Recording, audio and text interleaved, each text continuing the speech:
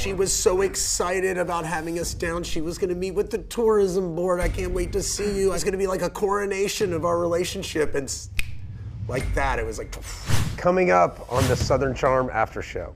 Sienna should have been here by now, yeah. She lives in the Bahamas.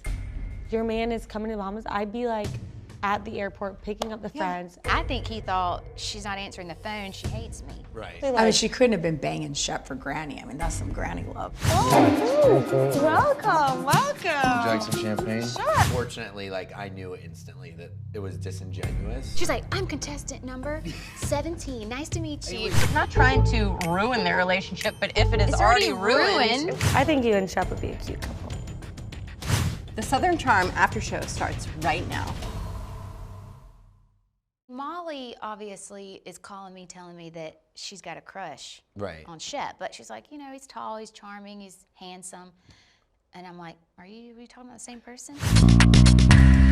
She definitely thought he was hot. I was the one that put it out there that Molly had told me that she had a crush on Shep. She told me in a DM. After Easter at Patricia's, she said she has a thing for you. She does. Molly. Yeah, I'd heard around the campfire that Molly was sort of into me. I mean, I've known Molly for 10 years, more than that. And she had a little thing with Whitney. Hello. And then she set me up with one of her friends after Taylor. So I didn't think that there was any interest there. And then apparently there's some developed. Rarely do I have a conversation with my clothes off without the other person having their clothes off as well. Swimsuit shopping with a guy I have a crush on is a bit awkward. Oh my God, that's it. That's it? Yeah, that's cute. I've always thought Shep's a super handsome guy. He's very smart. I like Tchaikovsky. Yeah. Yeah, I love the Nutcracker. Oh, I love that too. Dun, dun, dun, dun, dun, dun, dun, dun. You know, intelligence is very attractive to me. Like politically, morally, like I mean, he's cheated on Taylor. Not that part of the moral thing. Although, I mean, hey, I've been a terrible girlfriend too. So Let's dive into that. I mean, yeah. But in the past, yeah, no. I mean, I've been a shitty girlfriend and sabotaged a lot of relationships. Yeah. Which is probably a much deeper issue. Yeah, we're both tall. We'd probably have cute children. I think you and Shep would be a cute couple. On paper, you know, everything is what I would like. But we've been, you know, in Charleston forever and nothing ever happened. She's so real and so honest, and she doesn't hold anything back, and authentic. Thanks for coming. Supporting my nerd stuff. Those are all wonderful qualities. Yeah. Taylor even, you know, we went on a walk and she was like, hey, if you want to go with Shep, like, do it. And so I'm jokingly like, well, you know, Taylor's given her blessing. She's just like, get away from me, please. I think it's all somewhere in I don't know, she might be over it. I feel like people were like, why are you pushing Molly on Shep? I'm like, well, I mean, normally I wouldn't push anybody on him, but I was like... She needs some more trauma here. Have yeah, Shep. I know, exactly. I'm like, no, I was like, I love Molly, but I think I just was like, I need someone to distract him. Like, leave me alone. Like, and I mean, Molly's great, and I would never want her to be You're like, Molly's my chum. As in chum, I mean the bait that distracts the shark. I'm sorry, but like, if I'm with one of my best friends, which I feel like you and Taylor have become good friends. Yeah. I'm not gonna tell you to go after my ex. I mean, if you really don't care about that ex anymore, I really don't care about my ex-fiance anymore, but I would prefer you not date him because you're in my life, and I don't want to see the mother. Obviously, things were puzzling to me at the time, but hooking up with somebody else would have been would have screwed my head up even more. I started smiling from the moment he told me we were going to the Bahamas. He was like, we're going to find Sienna. And I was like, this is amazing. I did want him to give her the benefit of the doubt, as in, like, you know, Austen was like, just stop talking to her. I was like, look, long distance is hard. You have to trust each other, and like, you can't let your deepest insecurities run the roost. I would say you're the busiest 26-year-old, maybe in the Northern Hemisphere at the moment. I don't think so. I have lots of free time. This is my life. This is my life, and this is my soul, or whatever you want to call it. And I was just like, you're playing games here. Like, I should be driving this bus. I know you're busy, so I'm not gonna put pressure on you. Yeah. Yeah, thank you.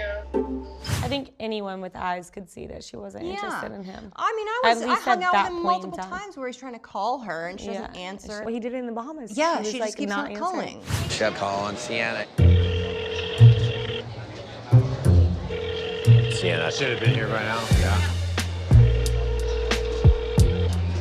Come on.